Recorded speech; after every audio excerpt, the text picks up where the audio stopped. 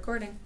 Okay, this is my IV main IV bag and main line, changing the tubing and hanging a piggyback. So I'm out at the med cart right now, and I would have my drawer here, some kind of patient identifier that I'm going to compare with my MAR, that it is John Jones, and I pull this out and I'm going to compare it to my MAR, that it is 0.9% normal saline. And he is getting this once a shift. The route is IV. He does not have any allergies to it. And we have the correct amount listed on here.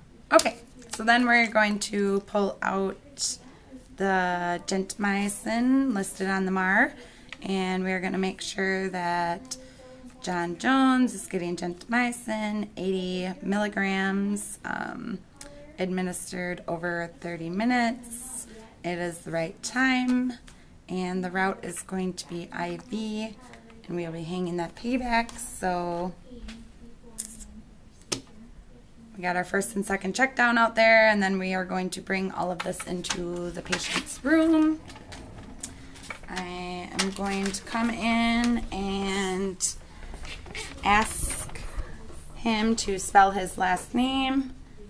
He spells it correctly, and ask his date of birth, and that matches with the MAR as well, so we know we are in John Jones' room.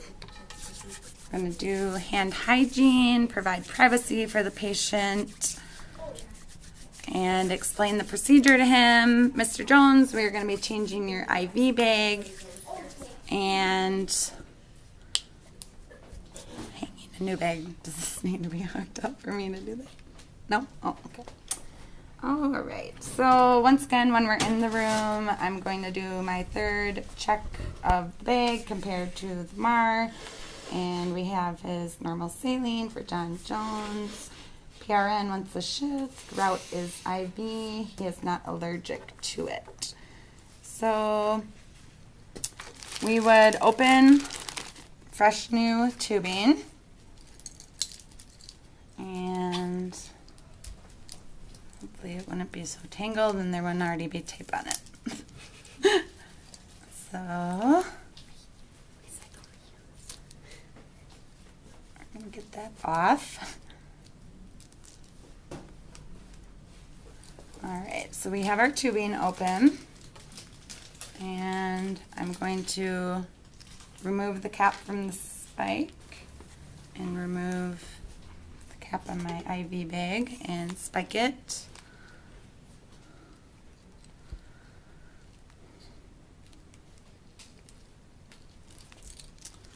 And then hang it up on the pole.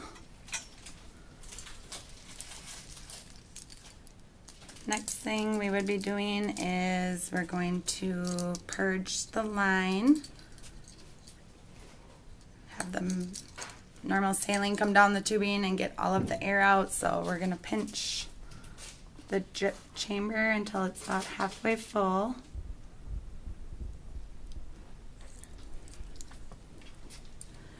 And then slowly open the clamp until we see it come all the way down to the end.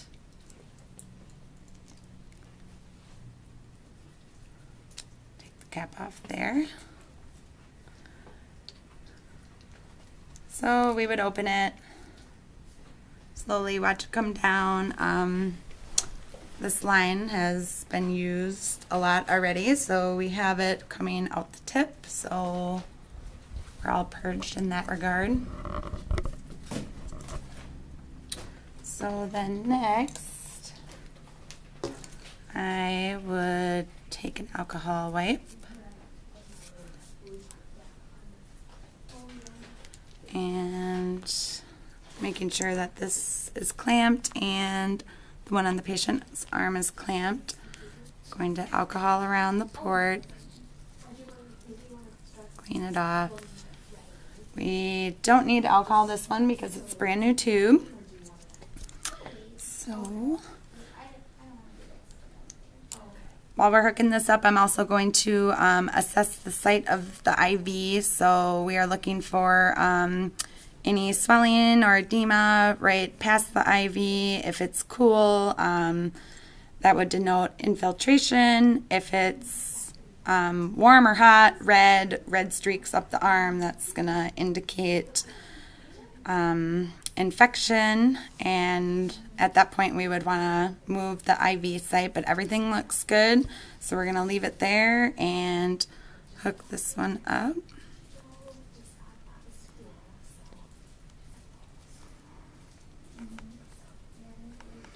Which you'd want to screw it on all the way, but this one has been played with so much it's not really possible.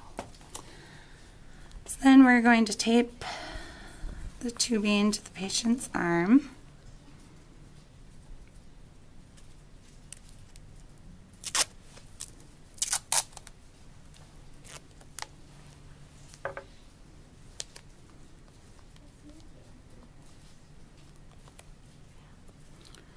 And we would also want to use a little label sticker as well to put around the tubing to denote when it was changed.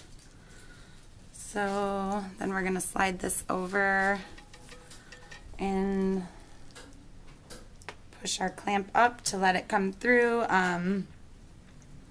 We'd be putting this in a pump most likely for our rate, otherwise we would have to figure out a drip rate.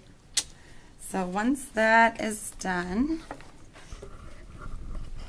we're going to come back over to our supplies, and I'm going to do my third check of the gentamicin piggyback bag. Confirm that for John Jones, we have gentamicin, 80 milligrams to be administered over 30 minutes. It is the right time. Our route is IV. He is not allergic to gentamicin. So once again, we would open our brand new secondary tubing.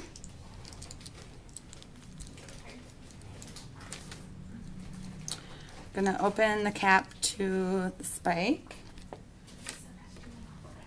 and spike it into the bag. Want to be careful not to contaminate the spike.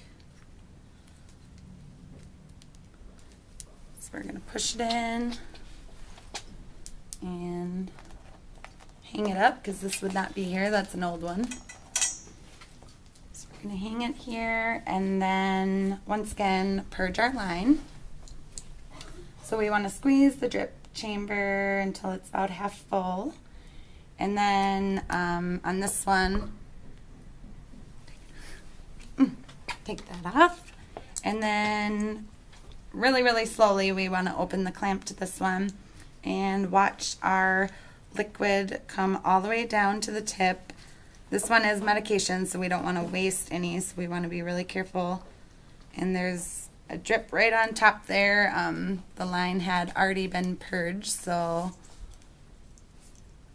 with previous practice, so this line is already good to go.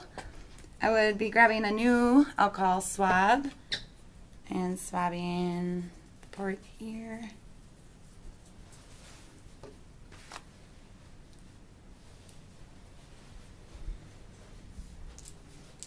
Then we're going to hook it up to the first piggyback. Then we're going to use our hook to hang our primary bag lower, so by gravity our piggyback can flow. We would have had to calculate a drip rate for our piggyback, or hooked it into the pump as well. So after that, we are going to do our hand hygiene, clean up any mess and supplies we have, check our patient, make sure everything's good with them, and document the procedure.